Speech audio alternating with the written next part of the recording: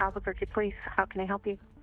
Yes, this is Marilyn Gander. I'm at my sister's house, and she's not here. And I happen to be able to get a hold of her, and she usually gets back to me because I call her every morning and night, and she has, and the phone has been offline.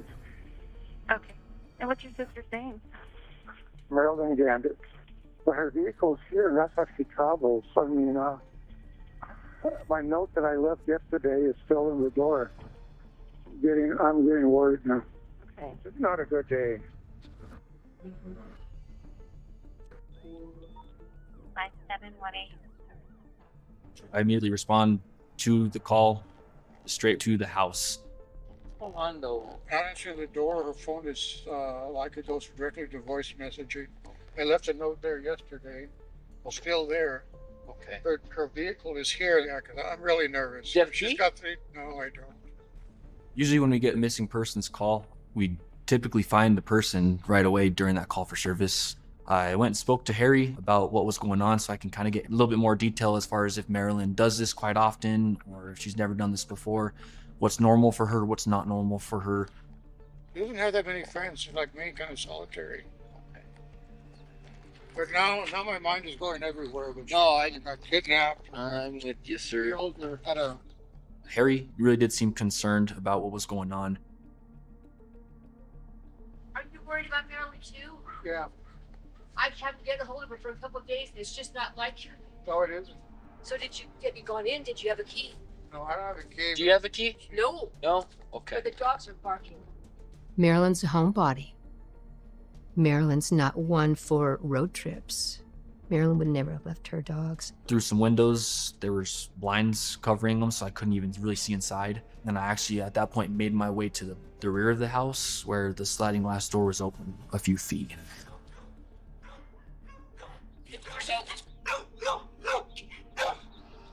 So I was pretty concerned because the door was wide open like that, and the dogs had been barking at me. There was a lot of red flags that were happening. This was definitely not a normal missing persons call. I'm gonna go inside, okay? Why? Best friend. I understand that, but there might be somebody in there. Nancy was so concerned she actually took a step or two inside of the house. I had to draw her back. Come over here. I'm gonna wait for another officer, and we're gonna go inside, and then we'll get everything taken. I just don't want you to be getting hurt, okay? You could walk in and somebody could be armed with a weapon, or could be an intruder still actively in there trying to steal some stuff. There's a lot of safety reasons that I'm not gonna go in there first by myself, and that's why I'm calling for another officer. Backup arrived. Officers entered the house, clearing it room by room, and then they saw it. Something truly disturbing. It's clear, man. I'm trying to think best case scenario at this point. I saw a lot of pill bottles, and I saw a lot of hospital kind of paperwork. You can bet you she's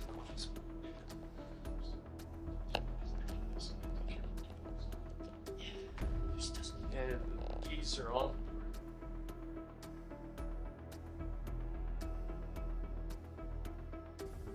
I don't leave the house without my wallet, my keys, my cell phone. I mean, her truck is out there, yes, but house keys were beyond there. A lot of weird stuff. Just seems to happen. Something was just not right in my head and in my gut telling me that something really did happen. Nobody was there as far as I knew, because I just looked for her vehicle. Oh, okay. You didn't knock on the door or anything? I did not knock on the door. But I'm getting ready to. Investigators then moved to the rental residence, where they found the suspect's car parked inside the garage.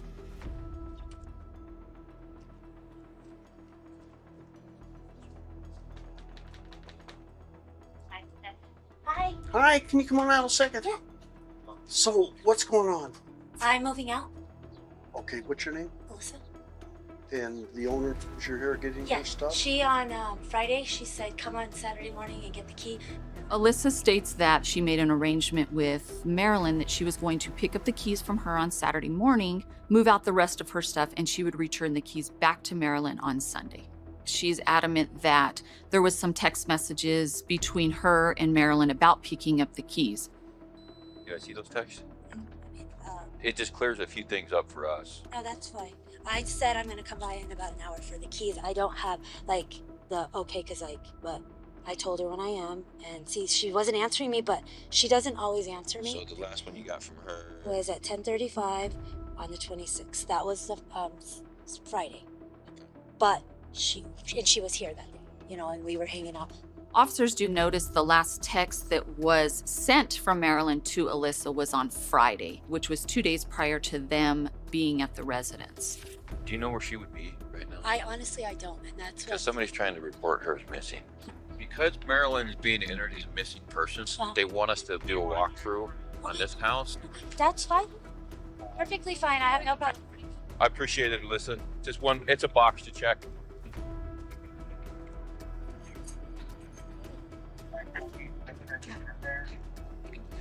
Right, where are you moving to? Well, Oh, no. This one? I had it a little close to the street. I'm getting there. You can open that door if you want. That's a present. She didn't come yesterday, and I expected her to come by, but I didn't think anything of it. I thought she probably just. Right. Sometimes she gets mad and won't even talk to me. So, and she's mad at me, and so, but she was been pretty cordial with me. I said, I'm just trying to get my stuff. Alyssa's being cooperative, answering their questions, and even seemed concerned that, yeah, she hadn't, talked to her that day either. Nothing seems out of the ordinary. We obviously need more information. Who has last seen her? Who has last spoken to her? Are we going to find her okay? So as time goes on, and the longer you go without finding her, the leads get smaller and smaller and smaller. Investigators had no solid leads, no clear information about Marilyn Gander. But then, one 911 call changed everything. Sandoval County 911. What is the exact location of your emergency? Out here at Encino and Northern, Okay, and tell me exactly what happened. we think we found a body out here. And what makes you think that? It's in a road, and somebody has put it on like a mattress or something and burned it. And it looks like it has bones in it, and you can see intestines and guts, and I don't know. That's weird. Our patrol had received a call of a possible dead person on a mattress that had been burnt in West Rio Rancho. We get quite a few reports of unusual things and a lot of reports of possible bodies in the middle of the mesa. So we sent 2 deputies out as our normal procedures to investigate if this was the actual remains of somebody. Officers rushed to the location and met the 911 caller who had reported the incident. Hey, here's.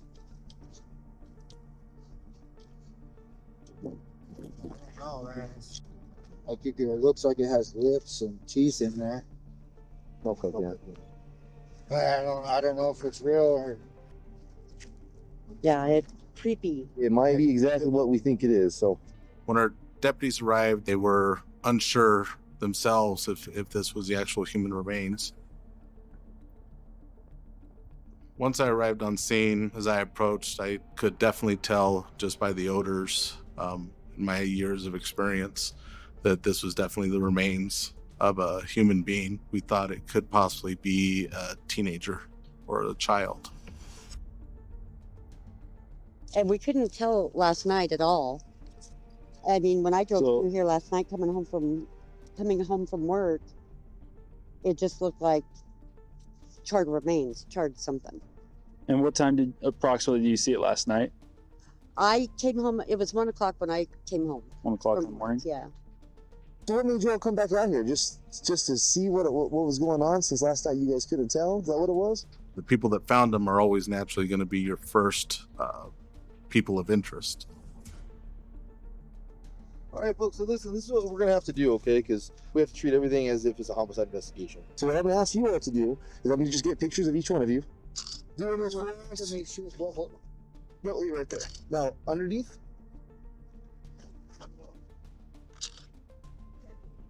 We'll start blocking off the whole area. Coming upon remains in the middle of an isolated area and you have nothing to go by at the scene, that's probably the toughest case that we run into.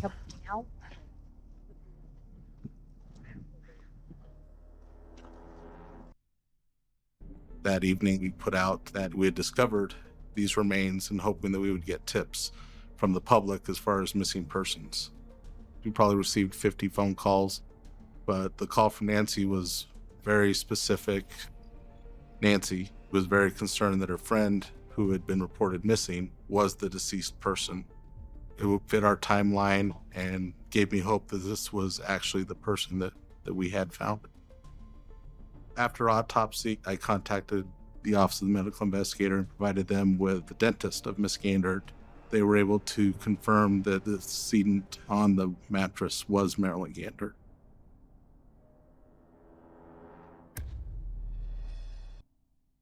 Investigators then went to Marilyn's family home to deliver the heartbreaking news. There, her brother met with them and finally revealed the truth. The body that she suspected in Rio Rancho, the burnt one, was positively identified as Marilyn. Oh, God.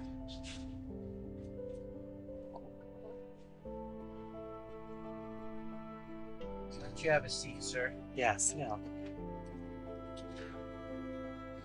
I am so sorry we have to come and bring you this news. Harry, I'm so sorry. She was my sister. I wish, I wish I could have been with her or something. It's too late. It's gone. Never hear her voice. I mean, she was just a wonderful person and a very wonderful sister, and I miss her every day of my life. She was the type of person who would do anything. When people were having problems, she would help them. He's the last person to talk about anything like this would happen. That's the movies, I don't, or drug dealers or something like that. He's a regular person, a male person. What was Marilyn's routine? She was like me, solitary. She liked to stay home? By herself, yeah. She had just a few friends like Nancy. Did she rarely leave the house? I can't think of what she was leaving. Oh, I think right now she was going with the process of eviction, getting things started with moving. Alyssa lies all the time, and she had promised to pay the rent and didn't. She just got tired this time, and I told her, well, maybe you should evict her. What was her relationship like with Alyssa? It was curt. Were her and Alyssa close? Frenemy? More frenemies than... Okay. And Alyssa never mentioned to the original officers that she had been evicted. That's a huge red flag.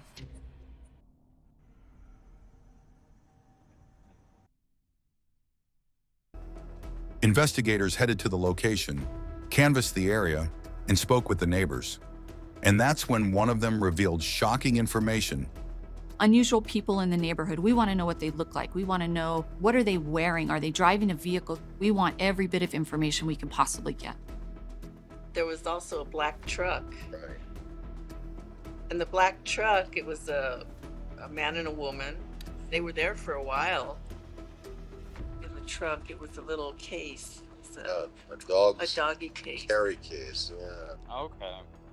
I know she has a dog, so the dog's not there now, so maybe they took him. That could be. The man and the woman, about how old do you suspect they were? Probably about 30s. What did the guy look like? It was too far away. If Marilyn hadn't been at the house for a couple days and an unknown person knew that, they could be going into her home to steal items. They could be going into her home to clean up a crime scene. Investigators decided on an impromptu evening visit to Marilyn's home, but nothing seemed abnormal and the house was cleared. The next day, they spoke with Nancy Robinson, Marilyn's neighbor. I was just at her house because I'm the one who takes the dogs and we leave them. Were you guys there yesterday in a black car, black truck? Okay. Nancy stated that she had went and picked up the dogs, so that lead faded off. Okay, now we know where the dogs are, but we still don't know what happened to Marilyn. I don't want to, I don't want, you try not to be in the way and yet you try to, I'm looking for her. I'm coming for her. Right. Because I ended up calling 911 on Sunday morning because Alyssa shouldn't have had the keys in the first place. After learning that from Nancy, huge red flags go up. because Alyssa's telling us that Marilyn willingly gave her the keys. I said I'm gonna come by in about an hour for the keys. I don't have like the okay, cause like, but I told her when I am, and see, she wasn't answering me, but she doesn't always answer. Nancy truly believed there was absolutely no way, 100%, she would not give Alyssa the keys when she was not there. Clearly at that point, we want to find out who's telling us the truth. We want to find out, how does Alyssa have these keys without Marilyn's permission? Investigators then pulled the criminal records of Alyssa and her 20-year-old son, Drake. Our understanding was Drake was staying at a hotel because they didn't have a permanent place to live at this point. Investigators then pulled the criminal records of Alyssa and her 20-year-old son, Drake. When's the last time you talked to your grandma?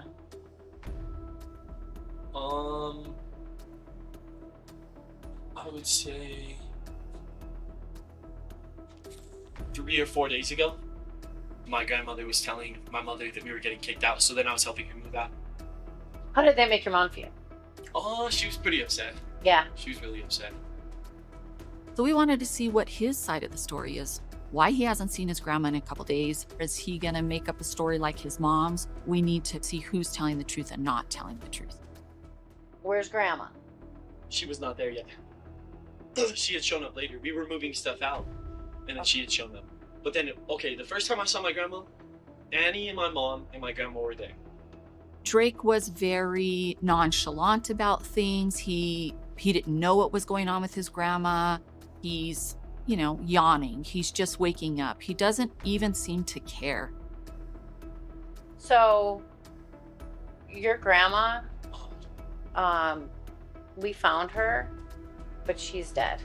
Where at? Well, we believe that it's suspicious. Okay, we think someone killed her. Wait. And I'm really sorry. Okay. How does that make you feel? Makes you feel sad. Very sad.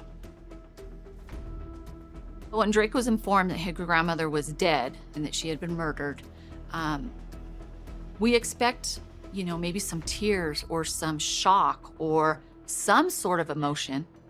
He just kind of glazed over.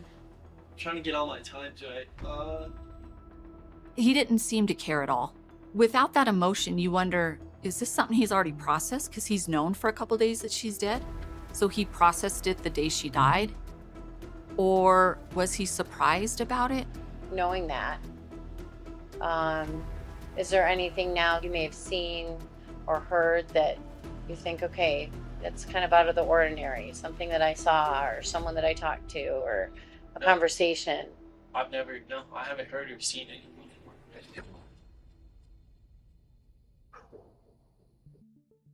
Investigators then issued a search warrant for Alyssa.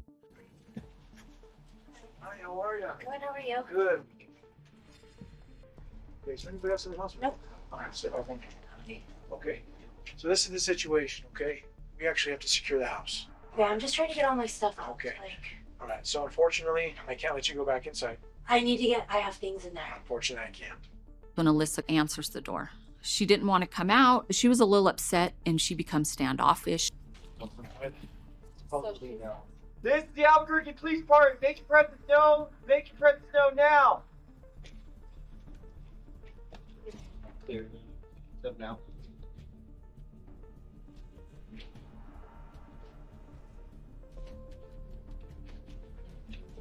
At that point, we didn't see anything that stood out until one of the detectives just happened to notice a very small drop of blood in the entryway hallway next to a carpet cleaner. How you doing? Sorry to flash this in your eyes. Then Alyssa's roommate, Annie Rael, arrived. Police immediately approached her. Just like to ask you some questions. Trying to clear things up. I'm very confused as to what's happening. Tell me about her. Tell me about her. I don't know her. I don't know a whole lot. Annie was not too happy that we were back at the residence. Did you meet Marilyn at all last week? Yeah, well, she was here when we were. Oh, she was? Stuff. Okay. Tell me what she was doing here.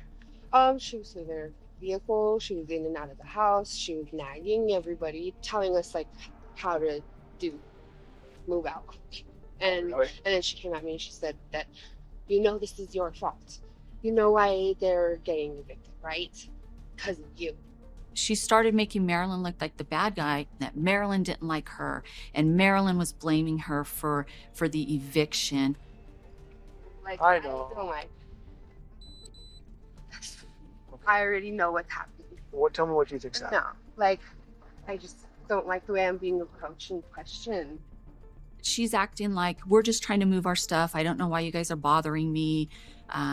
What is this all about? And she's starting to get a little bit more standoffish. I want to get my things out first. Nobody can go back until the search warrant's completed.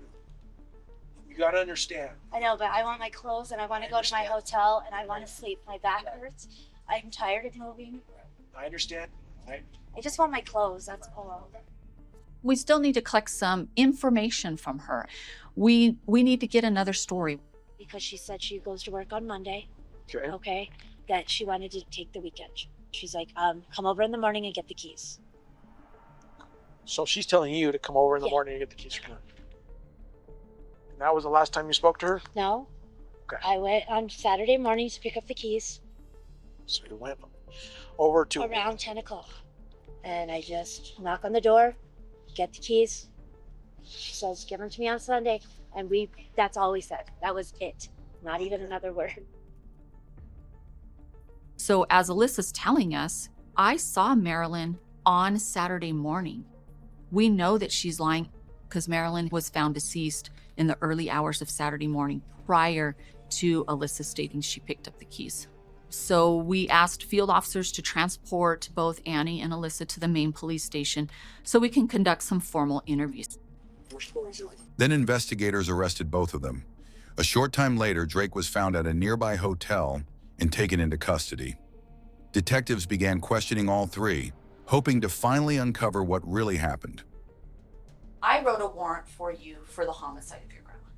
So I'm actually charging you with the homicide of your grandma. Okay. Okay. I've already had your mom, your mom's arrested. Yeah. And Annie is arrested. Okay. Okay. So I have enough probable cause to believe that you were involved in the homicide of your grandma. How so? Oh yeah, you're the detective. I am the detective.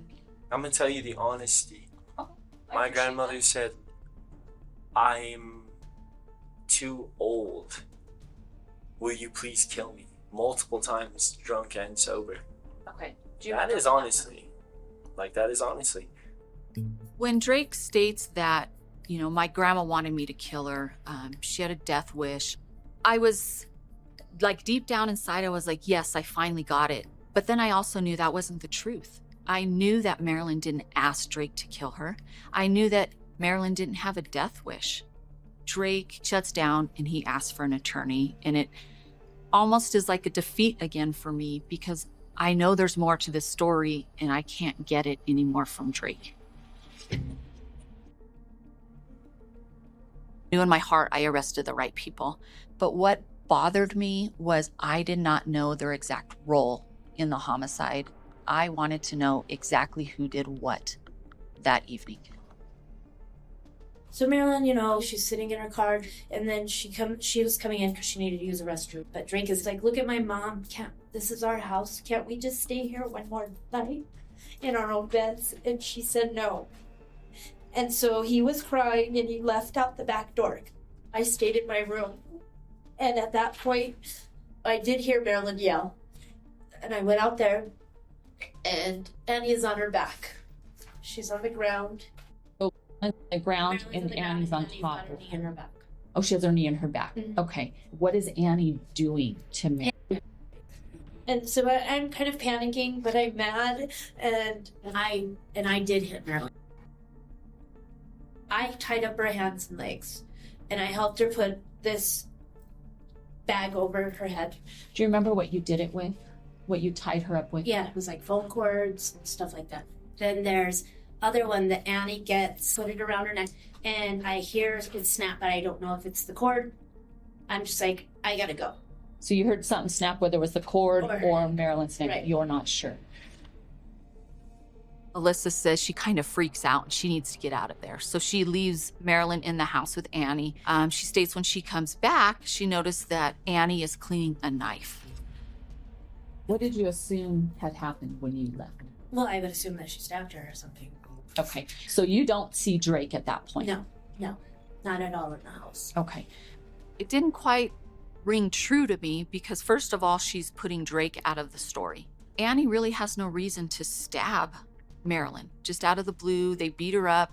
She's unconscious. Why would Annie just stab Marilyn? We ended up going into Rio Rancho.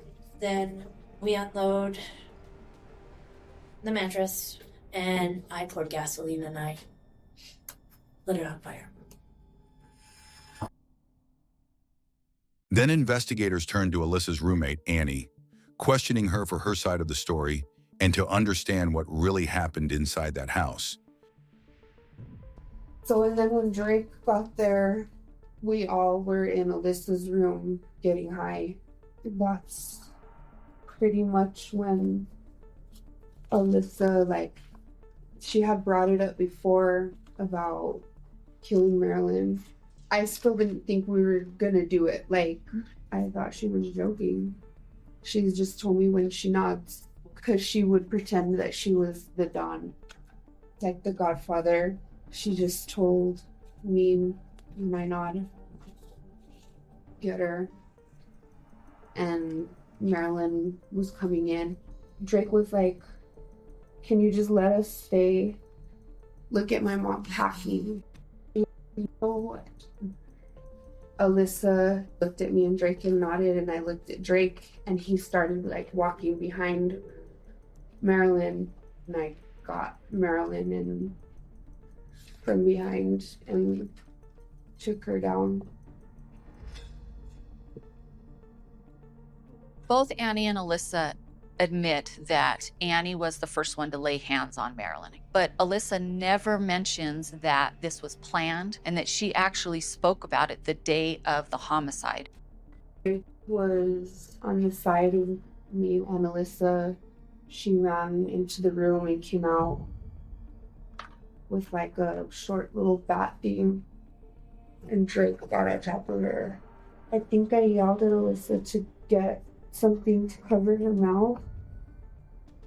We realized that Annie and Alyssa's stories are very similar. The primary difference is Alyssa never admits to it being pre-planned, and Alyssa never admits to Drake being present. I had gotten another cord and put it around her neck to strangle her, and Drake pulled it with me and it broke, and then Drake grabbed my knife, and that's when he started stabbing her a bunch of times, and I yelled and I grabbed the knife from him. He had already cut her throat. Annie is adamant that Drake's actually the one who stabbed Marilyn in the neck and in the throat. I do believe that she's being more truthful. I think that Alyssa, being a mom, is trying to protect her son from any involvement in this case. All three individuals, Annie Rael, Alyssa Bickett, and Drake Bickett, were all charged and pled guilty to the murder of Marilyn Gander. Alyssa is sentenced to 30 years in prison, while her son Drake receives 26 years for the murder of Marilyn Gander. Annie, who cooperated and testified against them, is given a reduced sentence of 12 years. Justice was finally served, but in the end, we still lost one precious life. Like, comment, and subscribe for more true crime stories that delve deep into the heart of the human experience.